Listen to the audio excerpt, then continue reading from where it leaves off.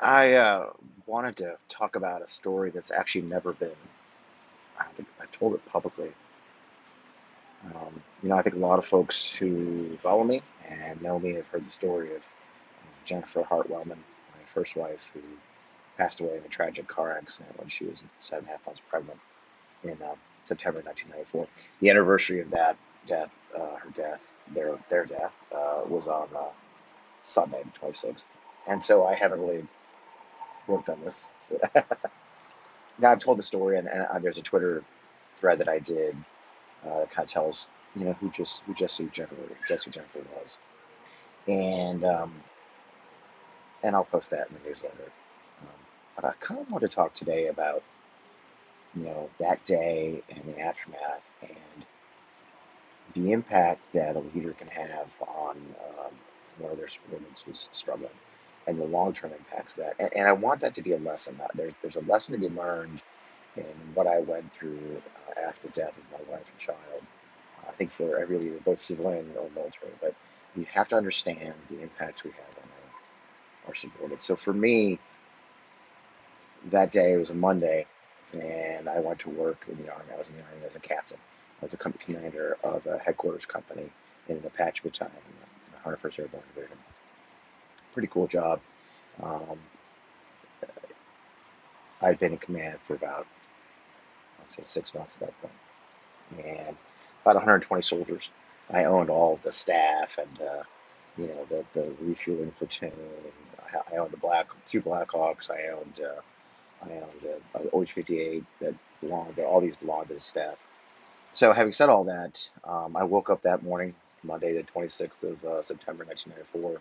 Jennifer made me breakfast or lunch, and I went off to work. She waved me goodbye. Flash forward, I had a training meeting at the hangar, and about halfway through the meeting, this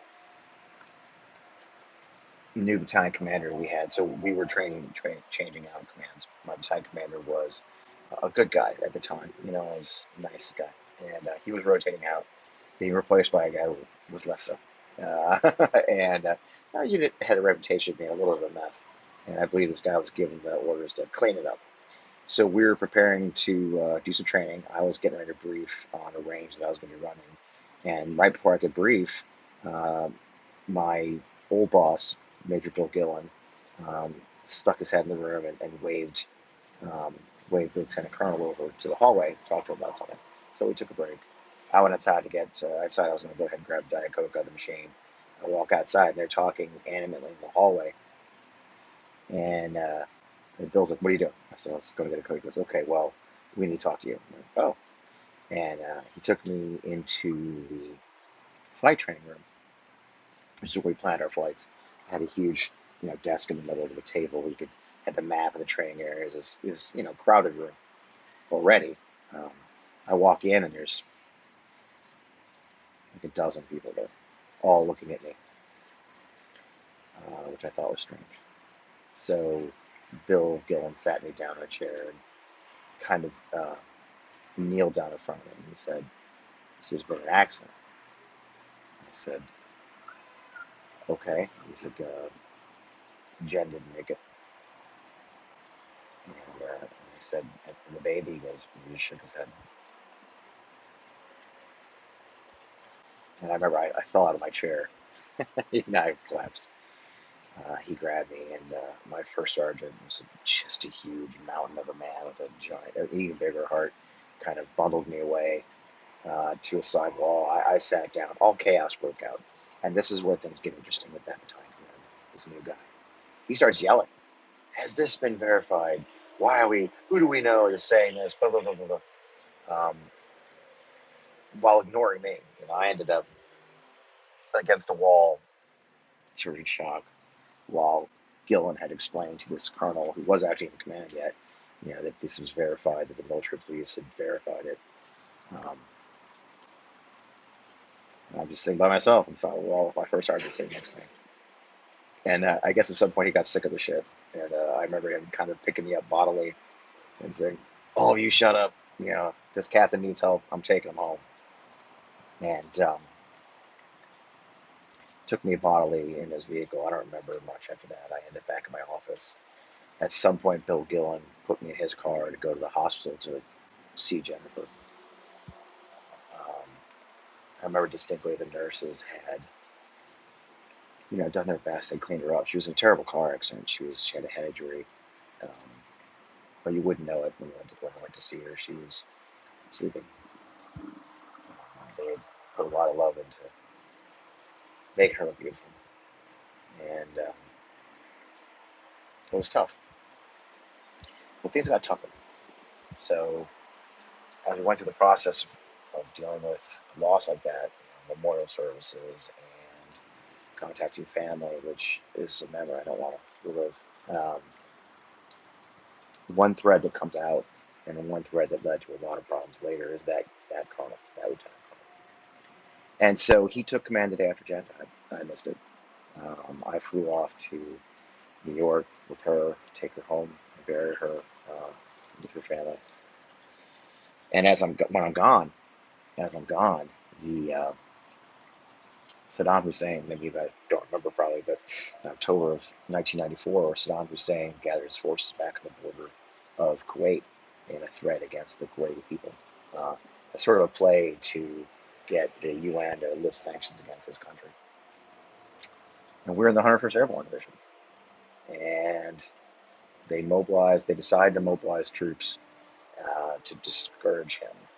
Um, and they mobilized the entire Apache um, brigade of the 101st Airborne Division, all 3 battalions of Apaches.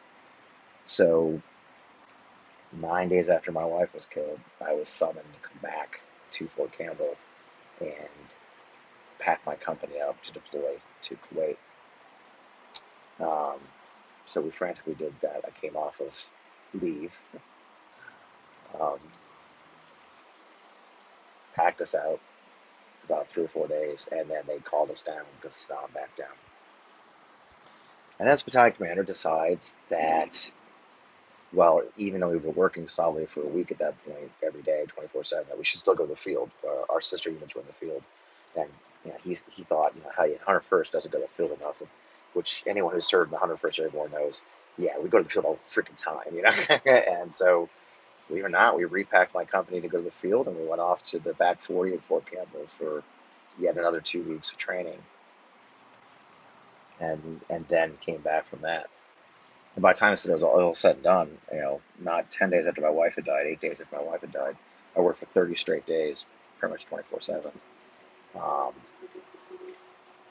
was struggling.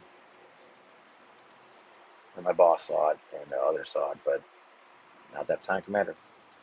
So I decided to use the excuse of putting in the marker on her grave as an excuse to take some leave, go visit her family and her in New York, and then I was going to take a longer leave. And I also had this vision of renting a convertible and driving the entire length of the Florida Keys. Um, but he didn't like that idea. He turned down that leave. Said I had enough time. I had to go up to New York and take care of business, but other than that, I need to get back to work. And the moment that sticks, and the moment I want you all to understand how a moment can change a person's life, is as I was leaving to go on leave, I decided to stop by his office and kind of check out and say, hey, here's what's going on. Here's in charge here.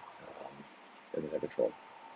And so this gentleman sits back in his chair, says, all right, Captain Melvin, you go ahead and take your leave.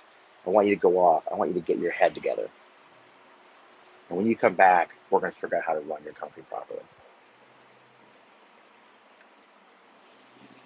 So think about that. You've got a young man, 29 years old, who's now lost his wife and child in a car accident 40 days before. And the signal you just sent him is that his grief is weak. His grief is failure. So,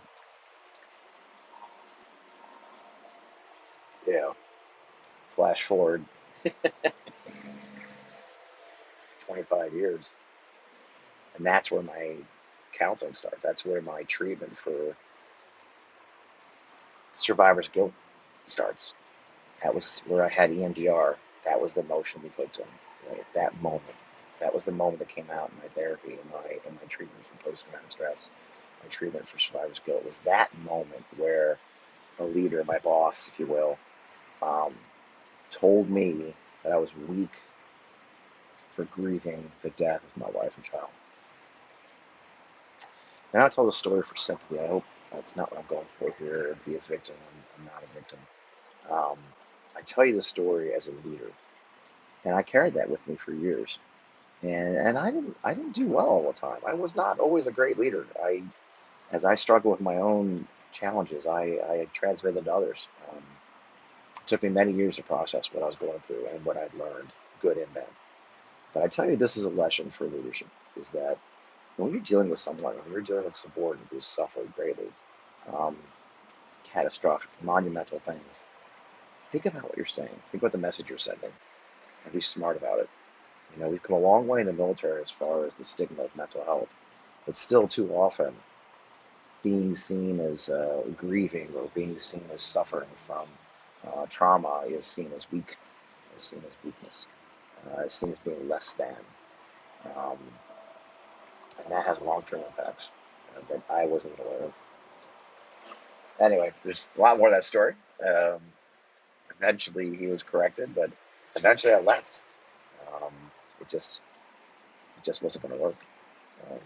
I left because I absolutely lost my freaking temper with him one day. To be honest with you, that's a story for another day. This has already been a long story as it is. But I'd leave you with that. Be careful, be smart about what you do, and have empathy for others. If you start there, if you start from empathy, everything else will sort itself out. At that moment, you know, a small 120 person company in the 101st Airborne Division in peacetime was going to be just fucking fine. But a young captain who just buried his wife and daughter, the baby, might not. So that's today's story. Um, Thanks for watching. Thanks for subscribing. Thanks for listening to me tell these stories. I know it's not the typical newsletter.